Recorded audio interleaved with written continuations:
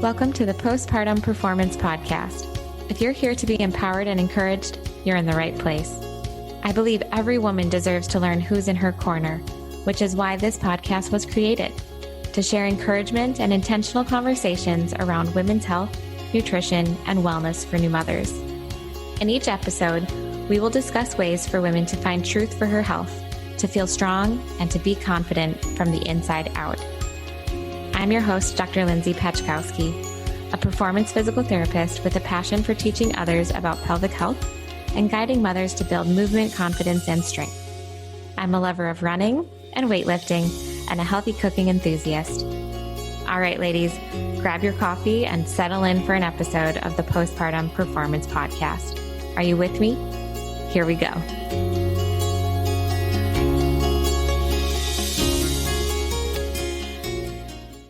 Hey, ladies, welcome back to the Postpartum Performance Podcast. We've got a great conversation for you today. I had the pleasure of having Dr. Jess Cummings on the show from Restore Thrive, and we talk about having grace, and she shares a little bit more about having 3 different birth delivery experiences and what that looked like during pregnancy as well as postpartum, lifestyle changes for motherhood, and strength training for life. So I hope you ladies enjoy this one. Jess is a sweetheart and so intelligent. You can just hear it in our conversation. And I just love that you guys are able to jump in on the show with us. So without further ado, here's a little bit more about Jess before diving into the show. Dr. Jess Cummings is a physical therapist and co-founder of Restore Thrive in Overland Park, Kansas. She graduated from the University of Illinois with a Bachelor's of Science in Kinesiology in the spring of 2007. She then spent the next few years at Southwest Baptist University in Bolivar, Missouri, working on her doctorate of physical therapy, which she completed in May of 2010. She primarily works with the active individuals and athletes looking to rehab from an injury or improve or maintain their physical health and well-being. Jess has an extensive background in differential diagnosis, manual therapy, and functional exercise. She has a personal history using integrative medicine to restore her own physical health and thus is passionate about teaching her clients about integrative medicine and lifestyle management to optimize their health and improve their healing time. Jess's athletic background is as a power athlete playing club and high school volleyball while setting several school weightlifting records. Jess loves time with her husband, Tim, and their 3 children, Aiden, Evelyn, and Connor. When she's not busy cooking for a family of 5, homeschooling, or working, she enjoys weight training, sand volleyball, reading, traveling, and spending time with family and friends. So, ladies, that's a little bit more about Jess, but let's give a listen to the show and check it out. Jess, welcome to the Postpartum Performance Podcast. We have Dr. Jess Cummings on the show today. Welcome. Thanks, Lindsay. This is an honor, so I'm excited to be here. Excited to have you. Finally to have us without our husbands on the recording with us, so this will be fun. For those who don't know, we're all in the same business group, and so yes, like typically it is the 4 of us here. So Lindsay and I are like, hey, it's ladies only right now. This is great. Girl power, for sure. So I would love for you to share a little bit more about yourself personally and professionally for our listeners so they can get to know a little bit more about you. Sure. Well, I feel like my life is boring, but every day is a new adventure. So I'm originally from Chicago. I talk fast. So you guys will hear that pretty quick, but I think I've lost most of my Chicago accent. It makes me so sad that people tell me that. I've lived in Kansas City now for 10 years. So yeah, it's tough, but originally from Chicago and went to the University of Illinois to get my bachelor's in kinesiology before going to PT school. And so what's interesting is I didn't even really know what physical therapy was. Like, I am so thankful that kind of God has led me down this path because I love my job and I feel like I'm designed to do this. This is it for me. I can't imagine doing anything different, but I didn't know what it was. Like, I had never had an injury as an athlete. And I played all sorts of sports growing up. I started with soccer in like kindergarten or first grade. We did seasonal things. It was soccer, basketball. I'd play tennis recreationally with my dad. volleyball was my sport. So I love volleyball. Tim and I went on vacation last year. My husband is Tim.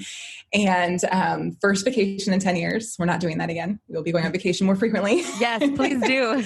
But first vacation since our honeymoon. And we got to play sand volleyball. I went to Mexico. And he was like, I have never seen you smile this much. Oh, that's so fun. Which is not good. I was like, okay, I need to fix that. But case in point, I love the sport and it makes me happy. And I don't get to play it very often anymore. But so I didn't really do that until middle school because it wasn't offered. Like we didn't have leagues through the city or anything like soccer and basketball. So middle school, I played volleyball and basketball, and then got into club volleyball in high school as well as high school volleyball. So then it was my jam, and that was the only thing that I did. And interestingly, during my high school time, I am looking back, I'm so thankful. I had an amazing strength coach. And we'll talk more about this as we kind of get into my story and just, what is important for women and women's health, prepartum, postpartum, all of those things. But I credit him for not having issues with my pregnancy, for being the strong woman that I am. I still love lifting weights. It is my thing. I hate cardio. That's a fun little tidbit about me. I hate cardio. I will do it, but it is not fun for me. I would prefer playing a sport. I prefer doing HIIT. I prefer doing any sort of conditioning and weight training. It's just more exciting. So that's just me.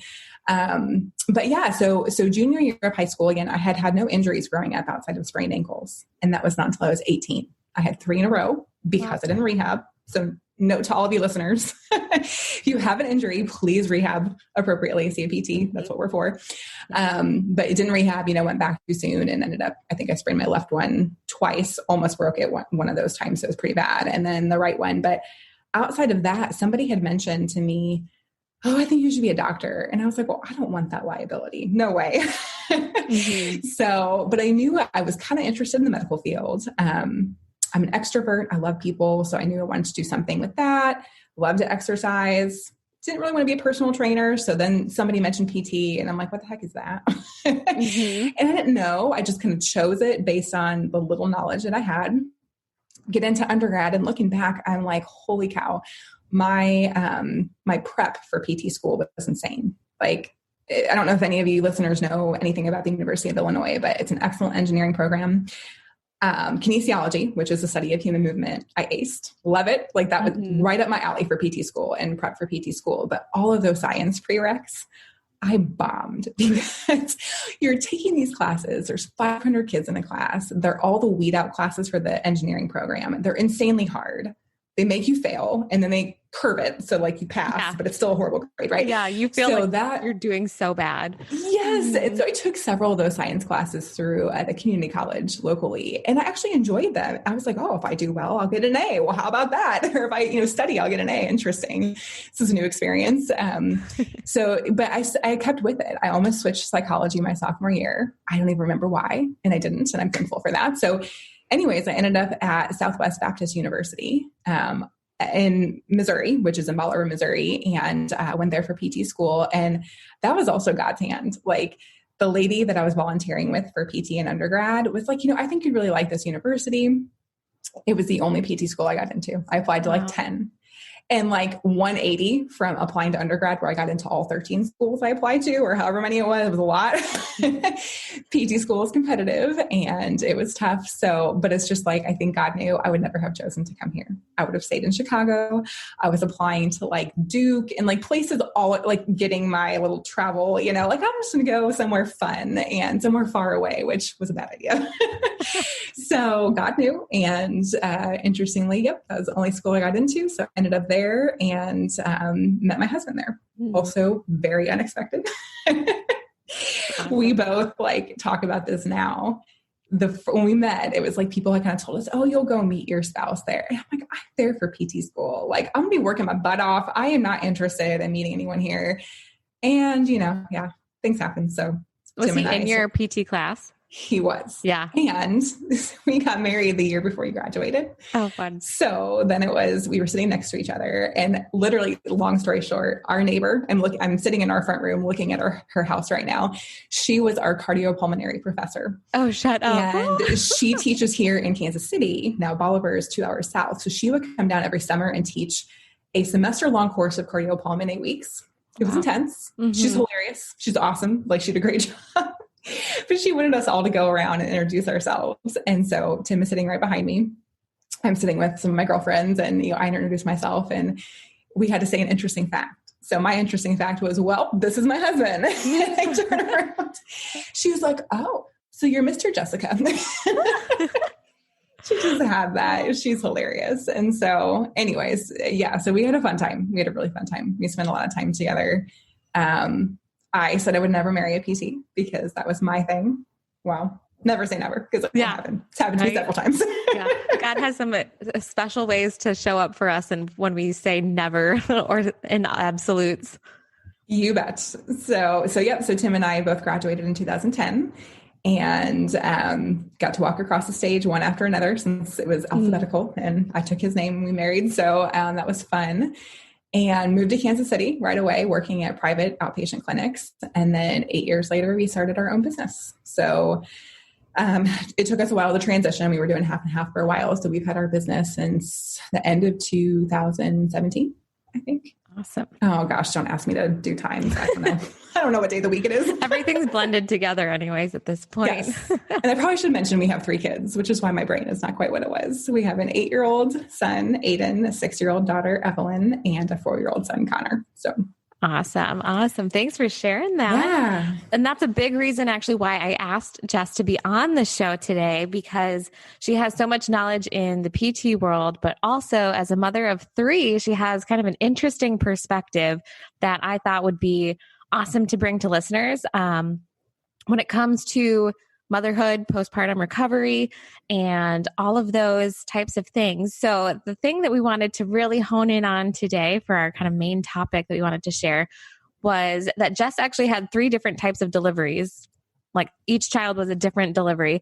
And so we're going to kind of go into each one, and then talking about a little bit about kind of the recovery side of things, or just even what was different, what was, just what about it, and kind of how things were for you and your experience. And so this is my favorite topic. I love women's health. I think women are not served well in healthcare and in our communities, especially as it relates to prepartum and postpartum and pregnancy. So love talking about this. And Lindsay, I am actually very excited. Like, I'm happy to share my experience with those, but for those listening, I am not a women's health PT. Yeah, no, I'm super excited to kind of hear your tips for your listeners as well, as we talk about the different, things that I dealt with each type of pregnancy. I had good experiences, but I think those listening will find, like, they'll hear me talk about a certain experience, and maybe they had that type of birth, but their experience was different. So tips you can offer are going to be so valuable, and I'm excited to hear that. I know some things just by proxy because I've been practicing long enough, and I know women's health PTs, but I guess we can start with Aiden, our oldest. Mm-hmm. So he was obviously our first, but he was a normal vaginal delivery. So I didn't have any issues at all with my pregnancy. I mean, I have a history of thyroid issues, but that was fine during pregnancy. I did go hypo postpartum, and I can kind of talk a little bit about that because I've learned a lot. I think it's very valuable for women to know some of the things that I learned, and hopefully you can learn it from me and not have to deal with it yourself. Yeah, absolutely. But I had a pretty easy pregnancy. I mean, no problems. Being a PT, I'm physical for my job. I worked full time until I went into labor. It was a Sunday, so I guess Friday was the last day I had worked. He's my church baby. I went into labor with him on the way to church. Being the idiot that I am and first-time mother, I didn't realize it was labor because it just started so casual, and that's not what I expected. And I remember my husband had a meeting after church, and I'm sitting at the Starbucks across the street calling some of my girlfriends, I think I might be in labor. Can you help? I'm not really sure what I'm doing. So looking back, I'm like, oh gosh, Jess, what an idiot. But we all learn. You don't know. We live and learn. And exactly, first time mom, I had no idea what to expect. So, but I labored with him for maybe 12 hours, which I don't think is too bad for a first baby. And, again, he was a vaginal delivery and really no issues with that, but I did have a 2nd-degree tear. And I will tell you, he was by far, even after my C-section, by far my hardest recovery. And I wouldn't say it was that hard, but I was much more uncomfortable. My pelvic floor area was sitting and, things like that for much longer afterwards. And I do, looking back, wish I had seen a pelvic floor PT or a women's health PT because I think I was just like, I didn't know what to expect or what was normal. And I would say within 3 or 4 months, I was recovered completely. However, after I had my C-section and my VBAC, I was like, oh no, I should have recovered sooner. Yeah. And every woman is different, but yes, I would encourage you.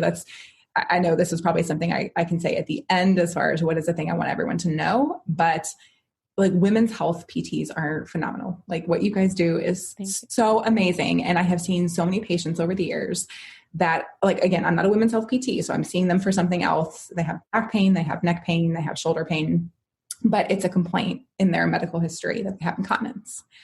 Or, I mean, I can vividly remember these patients, like each of them, like when they told me this, and my comment is always, oh, sweetie, like this is not normal. You know, like I have a list of women's health PTs in the city. I'm happy to hook you up. Like I don't do this, but let me get you hooked up. And they have no idea. They think it's normal, or their doctor told them it was normal, or it will eventually go away. Or, I mean, I'm sure there's a list of other things that have been told to them, but it's not. Pain with sex is not normal.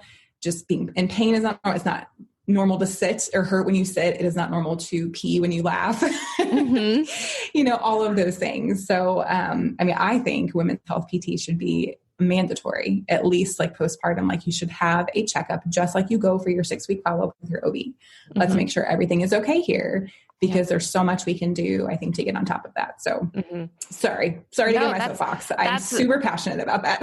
Yeah, I echo that for sure. But even so like you were talking about, so you had a secondary tear with your first. So where the pelvic PT could come in that recovery process is, again, educating on some like scar work and different things once it's healed, and depending on like stitches and things like that. So just kind of as a background for listeners, if they either are experiencing that, have, or if they in the future do, that's a big area to work on, as well as just restoring the movement and the function of those areas. Because it's really typical to see when people do have pain that they'll tighten their muscles a lot more, or they'll guard. And then that can actually make things a little bit more challenging for intercourse, or for even like bowel movements and things like that.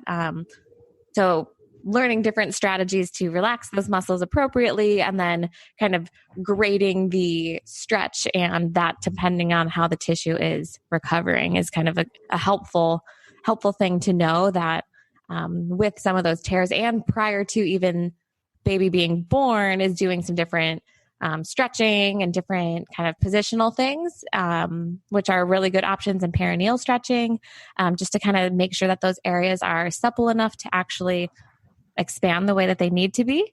And then other ones is just positioning with the actual like labor delivery, that sometimes, depending on if you're able to be in different positions, that can help as well. But that's obviously all kind of contingent on personal history and where you're giving birth and all of that. But just knowing that there are options can help reduce the chances of that as well.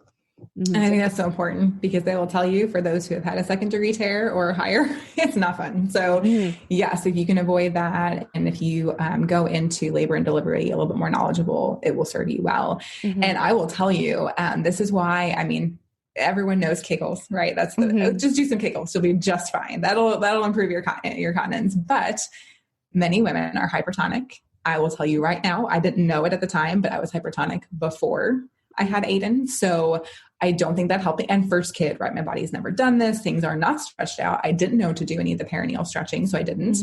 And I wish I had, so looking back, I'm like, oh, there were things I could have done for sure to avoid that, I think. And I didn't know, but hopefully for those listening, like that's helpful for you. And please reach out to Lindsay if you guys have questions, if you're about to deliver a baby or pregnant or thinking of getting pregnant, because this is great stuff you need to know.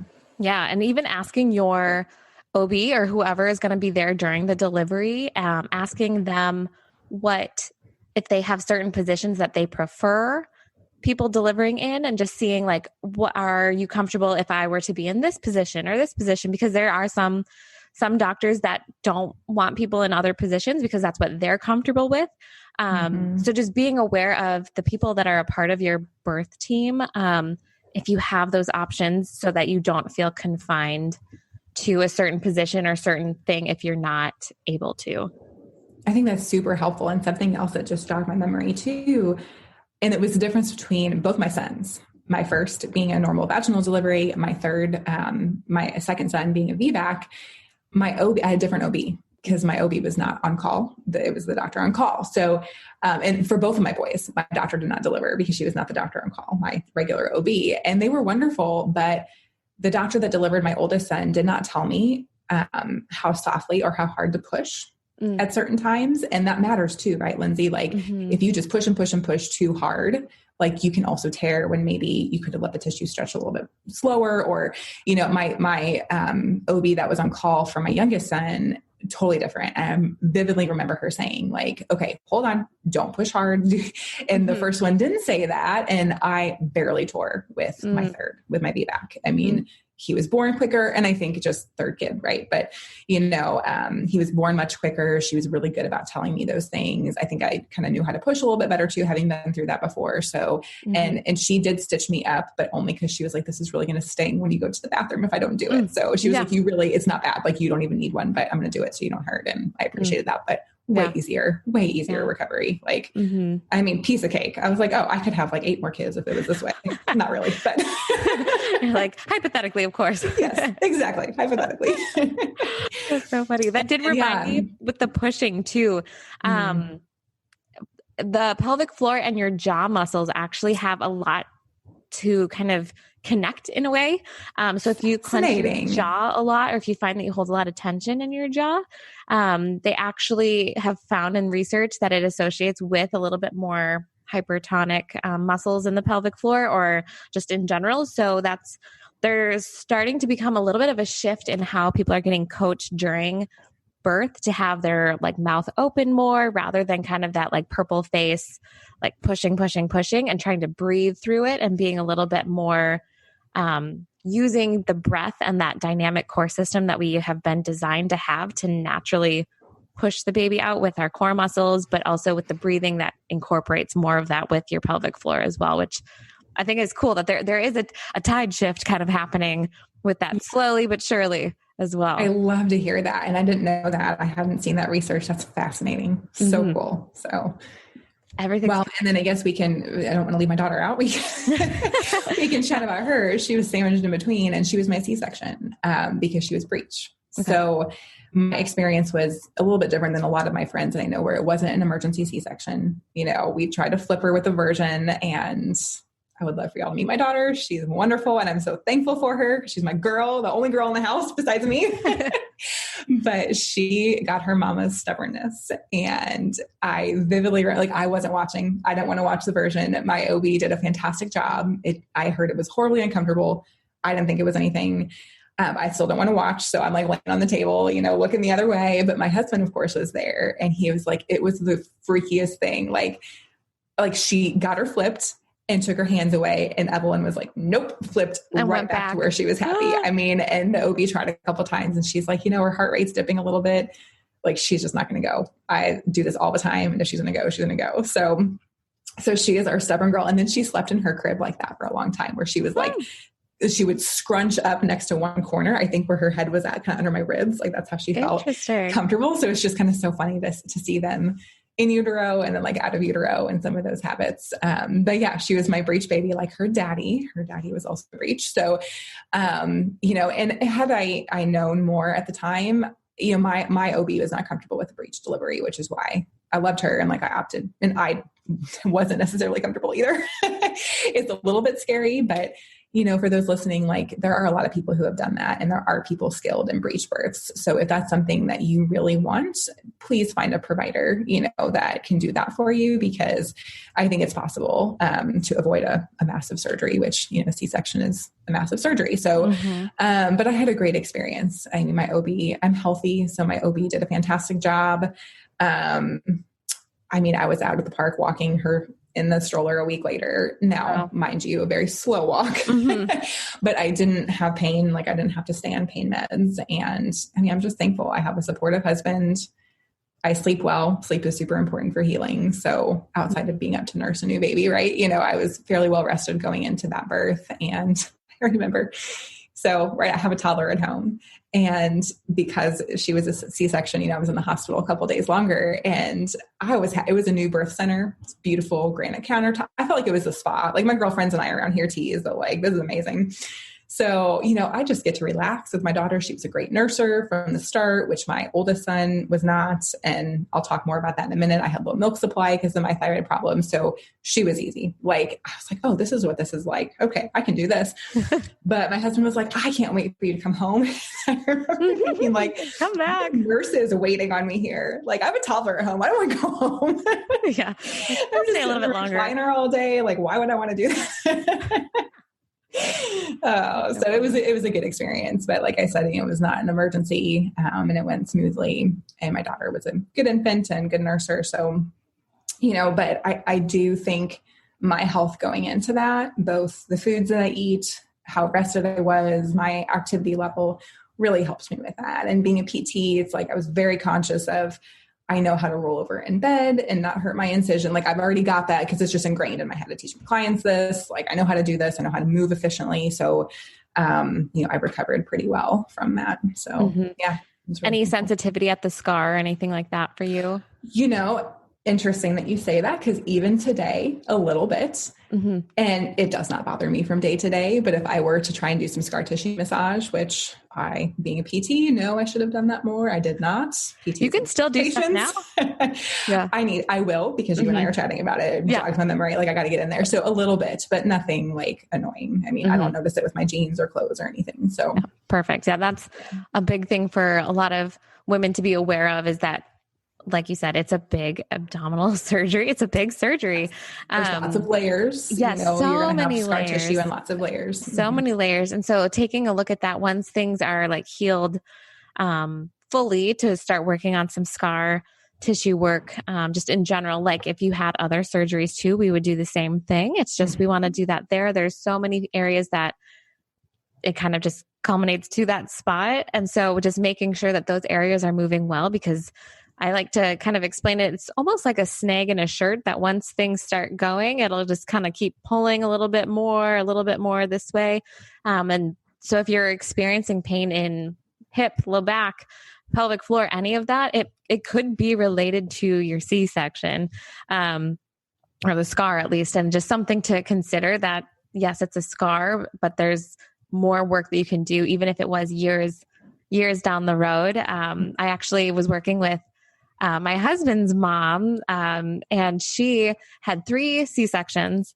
So with Dave and his older brother and younger brother. And so I had been working with her virtually, and she was like, yeah, I've always had just kind of this like low back pain all the time. And I've done some PT stuff and things haven't really totally like resolved all the time. And she's been on her own health journey and just in general. So proud of her. But we had talked about the C-section stuff, and for her, she didn't have any sensitivity either, where some people do have more of that, where it's like hypersensitive to touch or to clothes or some things. But she just did a little bit of work. I kind of talked her through it because we were doing it virtually.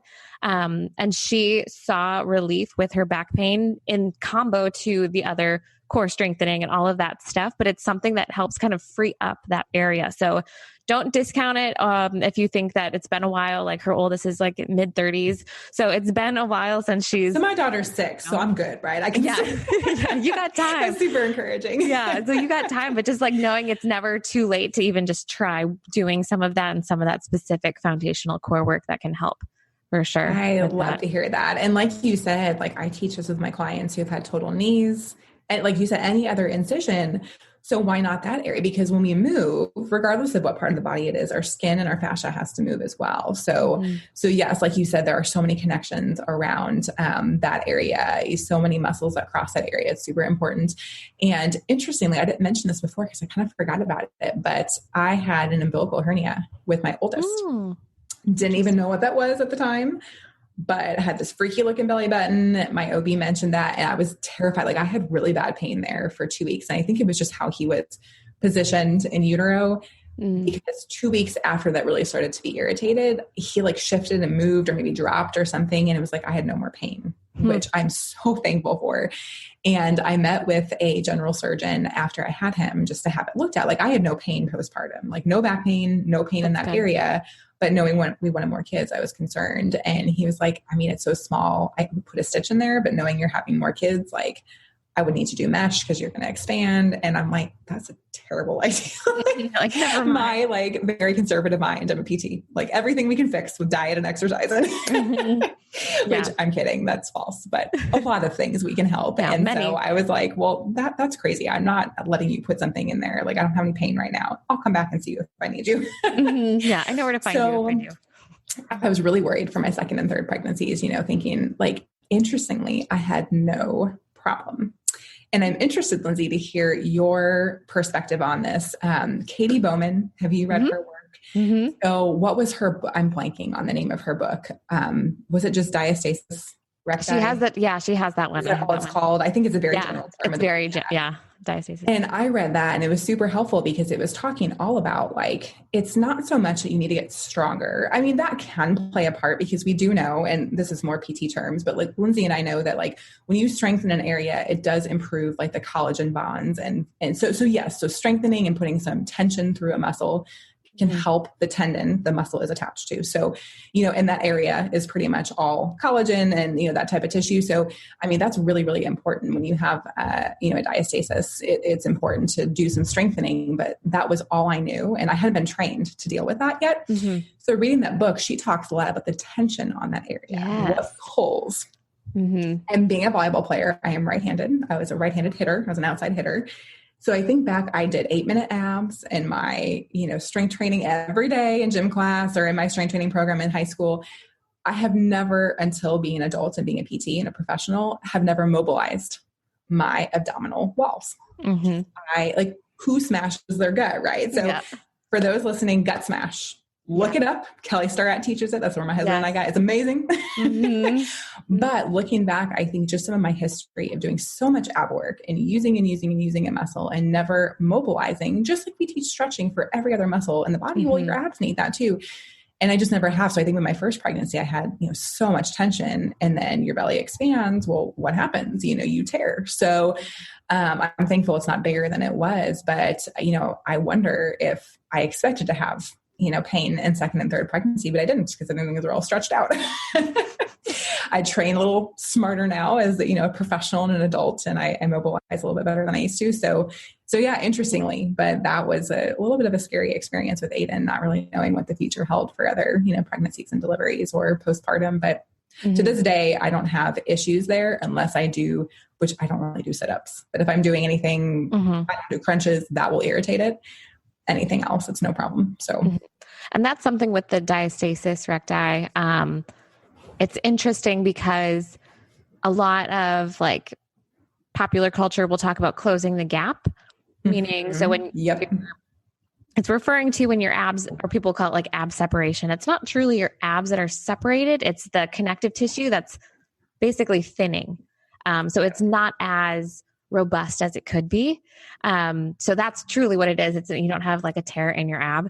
It's just that the connective tissue between your rectus abdominis or that 6-pack abs that we think of, that connective tissue or linea alba, and then all of those other layers of fascia.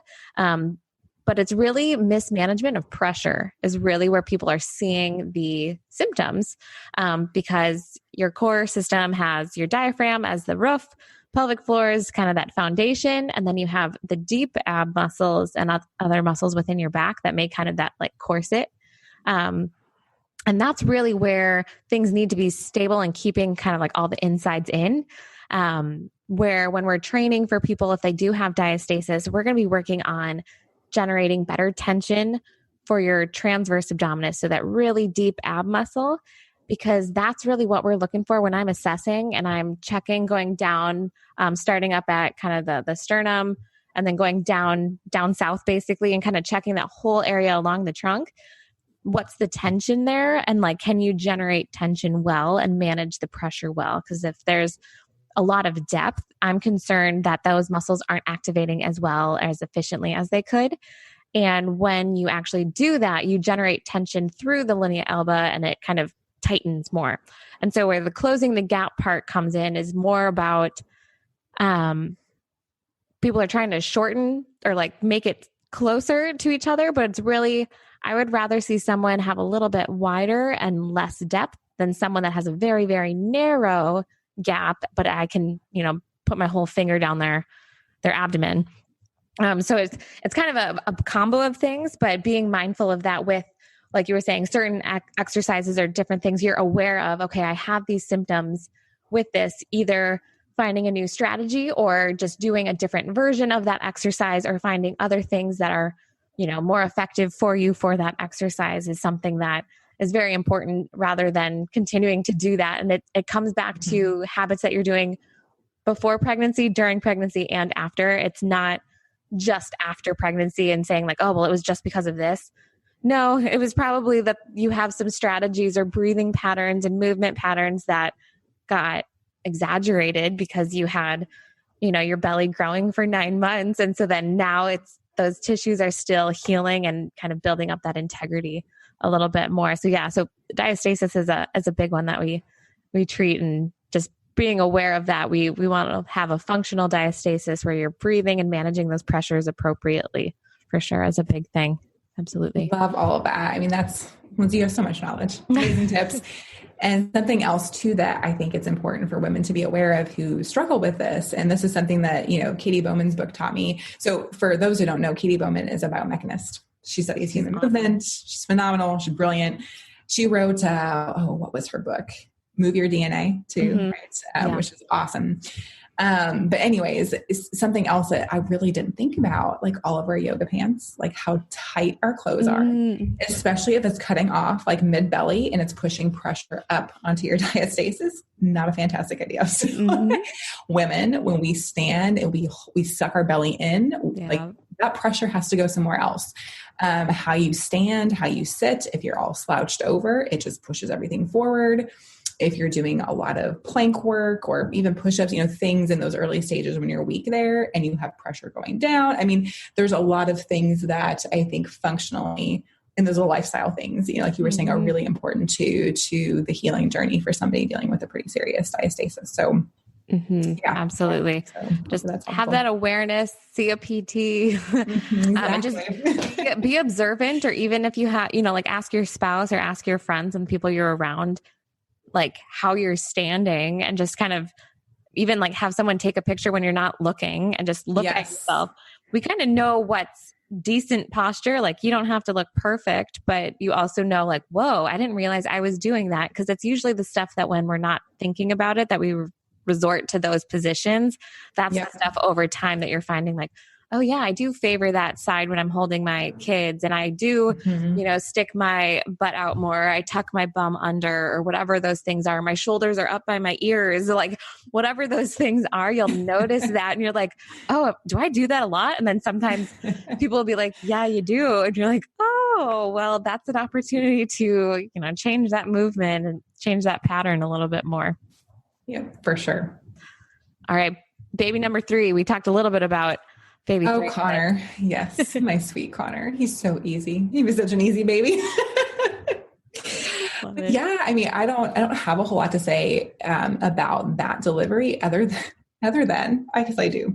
So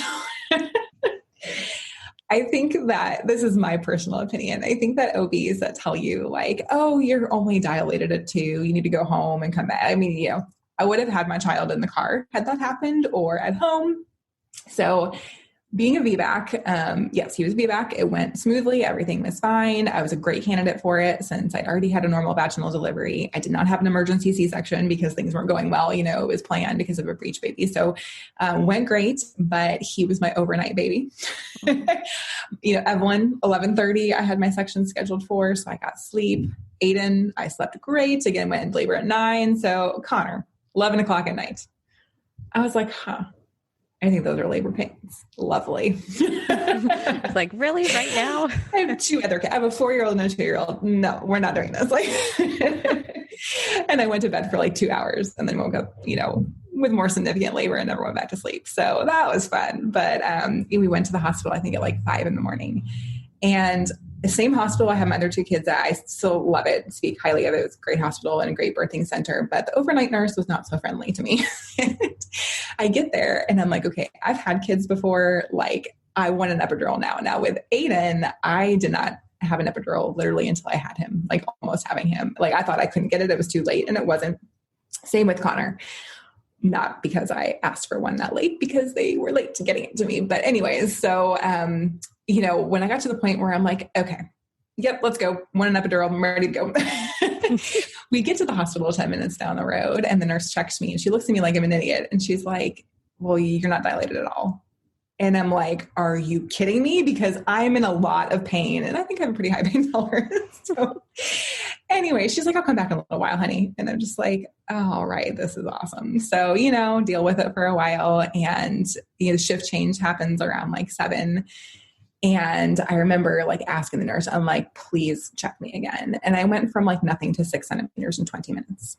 So, and she's like, okay, we'll admit you. I'm like, good. You call the anesthesiologist right now. Like I want the epidural. Mm-hmm. So they got it to me, not as quickly as I would like. It was a long process. My husband still laughs because he's like, yeah, that's all you asked for. Like, do you have it yet? Is the guy here yet? One focus. So, you're like at this moment. So I guess he was a little bit exciting just being an overnight baby and having that a little bit of drama with the overnight nurse not being super friendly or believing me that she called my OB. She was going to send me home. And the OB was like, she's a VBAC. If she's contracting, you're not sending her home. Like, and oh my gosh, thank goodness, or I would have had him at home. Yeah. So like literally by the time they got me upstairs and like admitted me, it was pretty much having him. So he was quick and easy and easy baby, good nurser. But I haven't really talked much. I mentioned this earlier in the episode, and I think it's really important. With Aiden, I had thyroid issues. Mm-hmm. Second 2 kids, much healthier person. I had no problems, exclusively nursed, no issues with milk supply. I was diagnosed with Graves' disease in PT school. I had heart palpitations, was feeling anxious, just kind of all those hyperthyroid symptoms. And I knew nothing about functional medicine at the time. I knew nothing about, everybody knows it's important to eat healthy. And I thought I ate relatively healthy, but I didn't realize the extent of certain food sensitivities, like the fact that I have 2 copies of a gluten sensitive gene. So didn't find that out until I was 28, I think 29. So I think that, that mattered. I was eating a ton of gluten, more processed food than I should have. And anyways, lifestyle wise, I didn't have it quite on par. So I went hypo after Aiden, which is very common. Even if you don't already have thyroid issues going into a pregnancy, it is still common to deal with a little bit of hypothyroidism after. So they caught that. And then I actually had hypothyroidism and was on Synthroid for a number of years up until a couple of years ago. And I was able to finally get off meds completely. Nice. Sleep is important, managing our sleep. And I can speak from experience having 3 kids. I own a business with my husband. I still prioritize sleep. And even when my kiddos were babies, and of course I know I'm a nursing mom, I will be up at night nursing them. Like I knew in those first few months, like it's going to be rough. Like Tim and I have conversations like evening, when our kids go to bed, like that's our time together. First 3 months after having a baby, like you don't really have that time because they're fussy. And, I realized like, okay, I put them to bed, but if they're going to be up at 10 or 11 to feed them, I need to get a couple hours. So it's 8 o'clock, but I gotta go to bed. Mm-hmm. And I did that. Like, it's not easy, but had I just waited till 11:30 after, they were fed, and that's not okay. Like I wouldn't have been getting enough sleep, and that then contributes to low milk supply, fatigue. We're already fatigued, but fatigue, Mm-hmm. So interestingly, my second and my third kid, I was like, oh, I can nurse if like they get up and go back to sleep after they eat in 10 minutes or 15 minutes. I can do this. Mm-hmm. Yeah, like, this because with my first, I had so many issues and he was fussy and I didn't realize he was hungry, and we'd walk him around forever at night. And he's hungry. No wonder he didn't go back to sleep, So we figured that out. We had to supplement, which is fine. But, he was 50-50 and I was still able to nurse until like 13 or 14 months, I think. But, I was not well and I hadn't changed my diet yet. I was not prioritizing movement and sleep and myself. So it matters. Mm-hmm. And it matters. So yeah. Mm-hmm. What was the shift that you had for changing those habits? Because it's easy to talk about, and especially as being healthcare providers where we kind of dabble more into that realm a little bit more. But when did you really feel like, okay, I need to make this shift for myself and for my family and just for like future things? What was that for you to really kind of focus in on that change in habits? this is where I have to give my husband a huge shout out. My husband. He reads everything, like everything. So he'd been doing some research just for his own health. Like he's super healthy and was not having issues at the time, but he's got some cholesterol problems and dementia, in his family. And so he had concerns about how, his own longevity and just how he maintains his health. And he's got the exercise piece down, but it's the other things that he was really starting to study. And he had come across some articles about autoimmunity, which I had the autoimmune form of hyperthyroidism, which is Graves' disease, and then the autoimmune form of hypo, which is Hashimoto's and more common. And he came across this article about autoimmunity and gluten, and I think dairy or something like that. And he will tell you this. I was so mean to him. I was like, what are you going to eat? Are you insane? Like, I could never not eat bread. Literally said that to him. And I think it was a year later, like he mentioned that to me and I kind of blew it off. But interestingly, I also had a PT colleague at the time who dealt with Hashimoto's too. And she had already started to talk to me about like the gut health connection. Your gut's really important, especially for thyroid issues, especially for autoimmunity. And I didn't really think she was nuts because she's super smart and I highly respect her. But it was just so foreign, right? Like nobody in the healthcare world was talking about this. So I was like, yeah, okay, whatever. Mm-hmm. And we had tried to go gluten-free for a very short time. And, I'm like, this pasta tastes disgusting. And now things I think taste much better. But even so, like to this day, I don't do well with any grain. I am very strict about gluten, but I don't do well with rice. I don't do well with oats. My skin will freak out if I eat those things. I've tried. So a lot of gluten-free products are made with rice flour. I just avoid gluten-free products in general. We eat meat, fruit, and vegetables, and that's kind of how it is. So yeah, he was really the driver. Like he started delving into some of the research, and then I'm the type A person who's like, well, if I'm going to do it, I'm going to do it right. So I will study everything and make sure, and I will switch everything right away too. I'm not one of those people. Like if I know better, I'm going to do better because I don't want to hurt myself. I want the best for my kids and my patients and all of that. So, pretty quickly we took out gluten, and a year later we took out dairy. And really just, I love to cook. We've always cooked. And I do think that is the difficulty of our culture. And I think lifestyle these days, everybody is so busy. It is difficult to eat clean because if you don't take the time to do food prep or the time to cook every day, it is what it is. And, my husband and I are very fortunate in that we started our business for a reason, for lots of reasons, but we wanted more time as a family. We were sick of working shift work and getting home at 6:30 and being exhausted, and like we're living for the weekends essentially. And we wanted better for our patients. We wanted more time with them. We hated the insurance model. We've been practicing over 10 years now, and things have changed a lot from when we, first started practicing. So I think it's tough to be a more experienced therapist as things change, because especially when they change for the worse, not the better, it's tough to stick with that model. So, and I'm fortunate we work from home now. Like I'm home all the time. I pop in to see a patient. I come in and I make lunch for my kids. I pop in to see a patient and I make dinner and or do a little food prep or do dishes. So we have intentionally set up our lifestyle to deal with like, this is what we value. These are the things we feel are important. We want to be around for our kids and for each other and all of that. So, we're fortunate to have the schedules we have, but I do coach people on this and talk to my patients about this and friends, and it can be really tricky when both parents are out of the house all day long. I'm like, you got to have a food prep day then. And you two got to get on the same page and figure that out and work together, because that's the only way it's going to happen. United front. Yeah. Yeah, exactly. So yeah, that was really it. It was my sweet husband. So that's awesome. I'll have to give him a little shout out. Yes, Sam. Woo woo. Yep. That's awesome. So you had also mentioned, so nutrition's a big thing, sleep's a big thing. Yeah. Fitness and movement, that's a big thing for you. How is your training style now compared to what did you do during your pregnancies that felt good for you and that you enjoyed doing and felt good with that? Yeah. Well, it can be tough depending on where you're at in life for those listening. Like if you've already had kids, if you're in the middle of a pregnancy, but I think the best piece of advice I have for people is that, especially for women, this is a common conversation even outside of pregnancy, strength training is like invaluable. Ladies, you have to do it. And I realize it's difficult if you've never been trained. Like I mentioned early in this podcast, I had a great strength coach. I got introduced to this when I was 15 years old. So like I feel very fortunate that like I had that experience and, started my teen years, because if you don't know, like we start losing a certain percent of our muscle mass after age 30 each decade. And you can improve as you age, like you can improve your muscle mass, but just know that you will lose a little bit of that. Like you want to have a lot going into that season of life. And unfortunately I am well past that. So I won't say my age, not that I really cared, but well past that now. So, it's important that I had that base going into pregnancies and having kids. And like I mentioned earlier, I love to strength train, and it's my preferred mode of choice. So, I was pretty active with Tim. My husband's very active as well. So that helps to have that support. Of course, I have no other kids. So going into my first pregnancy, I was super fit.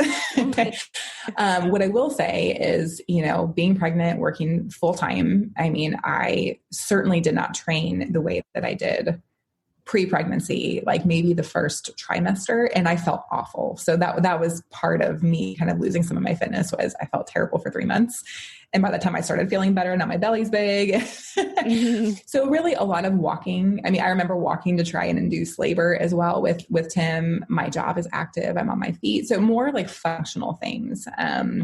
Squats are amazing for us, especially for the pelvic floor, right, Lindsay? Yep. So, you can squat all the way through, whatever you've done pre-pregnancy for the most part. There's definitely ab things that you have to be careful with as baby grows. So just know that, like, you may have to talk to your OB, or more ideally a PT, about what things you should continue and what things you shouldn't when you're pregnant, and talk to your OB about, if there's any concern for exercising. But most women, as long as you have that base going into pregnancy, you can keep all that up. You can still squat, you can still bench press if you wanted to carefully, but right. We should be able to do all of those things. And, you really want to be careful about your posture and make sure you're bracing correctly. Your abs are already strained. You don't want to overstrain them. That doesn't feel good. So, there's definitely precautions, but I think a lot of women don't know that. They get pregnant and they just kind of drop off, and, or they think they're going to hurt baby if they continue to strength train or continue to do anything active. And that's not the case at all.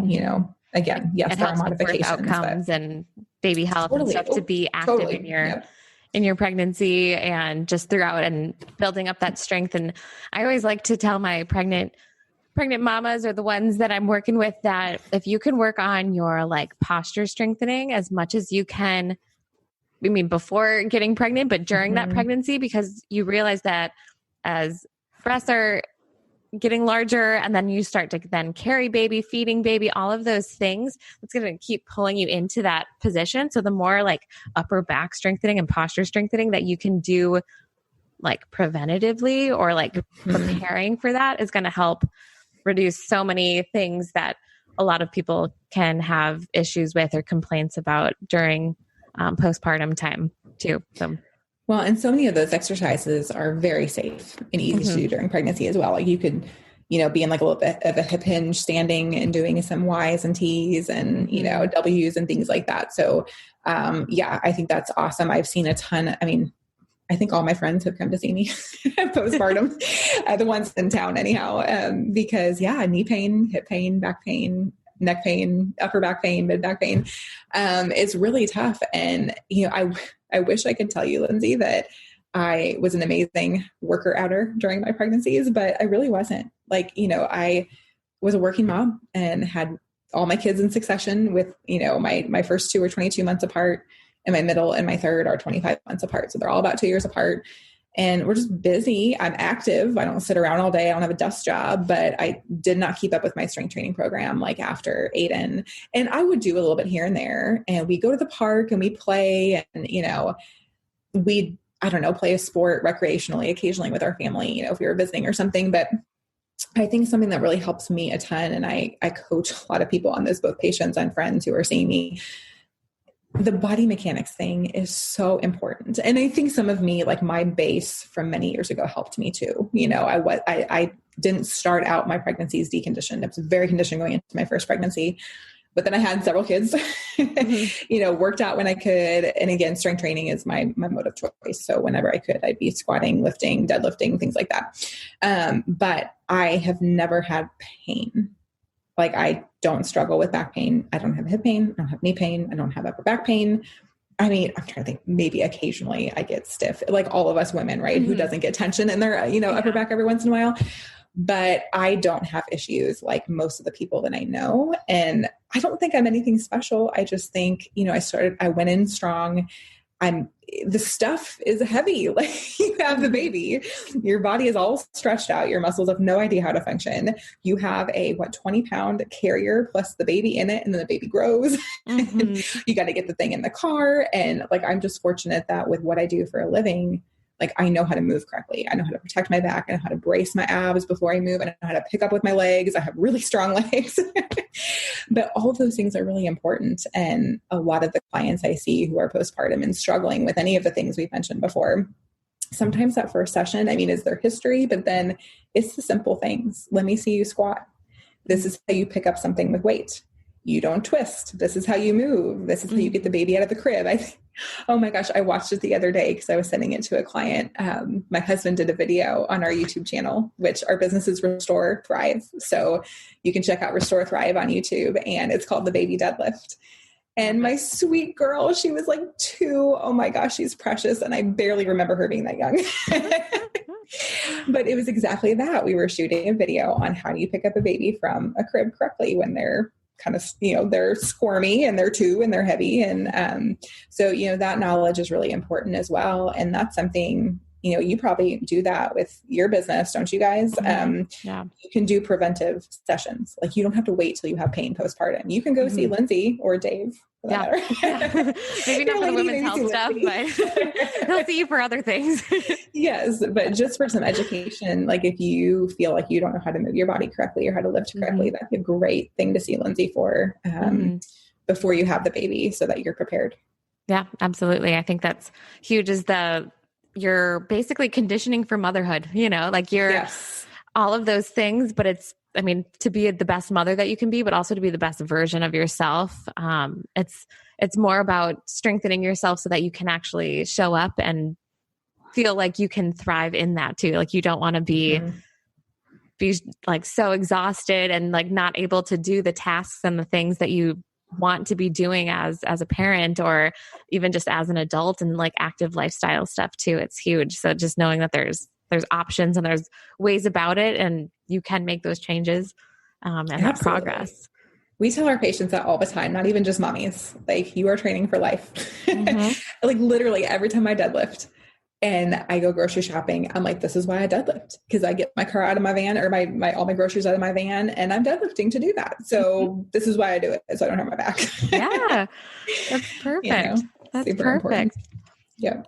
All right. So last question I got for you today. So you are at your favorite coffee shop in Kansas City. Do you have a favorite coffee shop? Oh yes, several. Perfect. So you're at your favorite coffee shop, waiting in line, and a woman comes up to you, and she's a new mom, and she's saying, "Hey Jess, I have a question for you. I know that you guys have Restore Thrive, and you guys are awesome PTs, but I had a question about you about motherhood. I'm a new mom, and I'm struggling with staying healthy and finding a new routine as a mother in this new role. What advice would you give her? You have 1 minute to share, and then you have to get back because you have some patients to take care of." Yep. Oh goodness. Well, so I would tell her, nobody will do well in the house when mama is not well. So, it's a tough season, especially when you're transitioning to being a new parent, like you're having your first kid. It is a little bit easier having multiple kids because you've been through it before, but be gracious to yourself. It's a tough season. And yes, you do have to be selfless. That's part of motherhood. Like babies are needy. Like they get up at night. If you're nursing, you have to feed them. But, like I mentioned a lot of times throughout this podcast, there's a lot you can do though to prioritize your health, to make sure that you're still getting sleep when you can, to make sure you're moving when you can. And that whole conversation related to movement, exercise may not look the way it did pre-pregnancy. Like for me, I spent 4 years having babies, 5 or 6 years nursing, and we're finally out of that season. And I'm like, oh, so now my exercise program looks like what it did when I was in high school and much younger, intensely. But I didn't do that to myself for the years that I was sleep deprived. And I have a history of autoimmunity. Like, that's stress for my body. I don't need to do that. Movement is important, but it at times in certain seasons of life, it's okay if it's more gentle. It's okay if it's Pilates. It's okay if it's yoga. It's okay if you strength train one day a week, or if you just go for a walk with your baby in a stroller. Like, be gracious to yourself, be easy to yourself, surround yourself with people who are going to support you and support the things that you know that you need. So that you can take care of yourself to the best of your ability. I love that. That's excellent advice. And definitely that just being able to be gracious to yourself. Cause that's huge. I know a lot of mothers and just women alike that we can be really tough on ourselves. So just having that grace wherever you're at and knowing that that's where you're at and that's okay to be where you're at for that time. Sure. For sure. So Jess, I would love for you to share, where people can find you, especially if people are in the Kansas City area, but just in general, to get a hold of you guys and your business, Restore Thrive. So where's the best place to reach out? And I'll put that stuff in the show notes. Sure. So our website is restorethrive.com. And that's just RESTORETHRIVE.com. And our email address is info@restorethrive.com. So any questions can go there. And my husband does the social media. Hopefully I don't screw this up. Look for us at Restore Thrive on YouTube, and then just Restore Thrive on Facebook and Instagram as well. We'd love to hear from you guys. If you have any questions at all, we're happy to help. Absolutely. Lindsay, they are fantastic. Thank you. This was so fun. Thank you for inviting me on. Absolutely. It was so good to have you on too, Jess, and just hear more about your story and also just kind of the evolution of your journey through fitness and into motherhood and everything like that. So I appreciate you and for sharing with our audience. Yeah, I guess it's the last thing I should say to encourage women. We're out of the baby season. You will get there. You will sleep again. I promise. There is hope. Yes, there is hope. It's just a season. That's perfect. Well, thanks again, Jess, and have a great evening. Thanks so much for listening to this episode of the Postpartum Performance Podcast. I appreciate you taking the time to listen, learn, and grow. If this is your first time tuning in, thank you so much for being here. The aim of this podcast is to provide oodles of the best possible content to help empower women, eliminate the phrase, "I wish I would have known sooner" around pelvic health, and to encourage personal growth through the postpartum journey to becoming the best version of yourself. If you enjoyed the show and found the content helpful, please remember to subscribe to the podcast and leave a 5-star review. These subscriptions and reviews help other mothers discover the podcast. If you're a regular listener, thank you. I encourage you to tell a friend about us or post on social media sharing your favorite part for today's show. If you're looking for more content like this, please follow me on Instagram at Postpartum Performance. Remember, mothers, if you're seeking to live life strong, I'm here with you in your corner. Continue to be brave, stay strong, and live confidently.